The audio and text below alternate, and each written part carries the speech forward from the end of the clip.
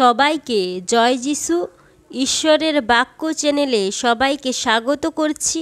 আপনি যদি নতুন হয়ে থাকেন চ্যানেলে, তাহলে চ্যানেলটিকে সাবস্ক্রাইব করে রাখুন এরকম আরও ভিডিও পাওয়ার জন্য। আজকে আমরা বাইবেল থেকে জানব শমূয়েলের দর্শনের কাহিনী। আর বালক শমূয়েল এলির সম্মুখে সদাপ্রভুর পরিচর্যা করিতেন। আর তৎকালে সদাপ্রভুর বাক্য দুর্লভ ছিল, দর্শন যখন তখন হইত না। আর তৎকালে ক্ষীণ দৃষ্টি হওয়াতে এলি আর দেখিতে পাইতেন না। একদিন এলি স্বস্থানে শয়ন করিয়া আছেন, ঈশ্বরীয় প্রদীপ নির্বাণ হয় নাই, এবং ঈশ্বরীয় সিন্ধুক যে স্থানে ছিল শমূয়েল সেই স্থানে অর্থাৎ সদাপ্রভুর মন্দির মধ্যে শুইয়া আছেন। এমন সময়ে সদাপ্রভু শমূয়েলকে ডাকিলেন, আর তিনি উত্তর করিলেন, এই যে আমি।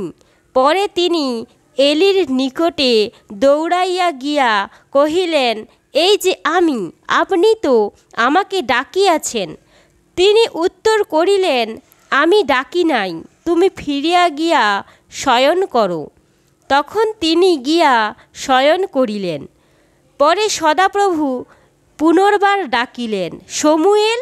তাহাতে শমূয়েল উঠিয়া এলির নিকটে গিয়া কহিলেন, এই যে আমি, আপনি তো আমাকে ডাকিয়াছেন। তিনি উত্তর করিলেন, বৎস, আমি ডাকি নাই, তুমি ফিরিয়া গিয়া শয়ন করো। সেই সময়ে শমূয়েল সদাপ্রভুর পরিচয় পান নাই, এবং তাহার কাছে সদাপ্রভুর বাক্য প্রকাশিত হয় নাই। পরে সদাপ্রভু তৃতীয়বার শমূয়েলকে ডাকিলেন। তাহাতে তিনি উঠিয়া এলির নিকটে গিয়া কহিলেন, এই যে আমি, আপনি তো আমাকে ডাকিয়াছেন। তখন এলি বুঝিলেন সদাপ্রভুই বালককে ডাকিতেছেন। অতএব এলি শমূয়েলকে কহিলেন, তুমি গিয়ে শয়ন করো। যদি তিনি আবার তোমাকে ডাকেন, তবে বলিও যে, হে সদাপ্রভু, বলুন, আপনার দাস শুনিতেছে। তখন শমূয়েল গিয়া স্বস্থানে শয়ন করিলেন। পরে সদাপ্রভু আসিয়া দাঁড়াইলেন, এবং অন্য অন্য বারের ন্যায় ডাকিয়া কহিলেন, শমূয়েল, শমূয়েল। আর শমূয়েল উত্তর করিলেন, বলুন, আপনার দাস শুনিতেছে।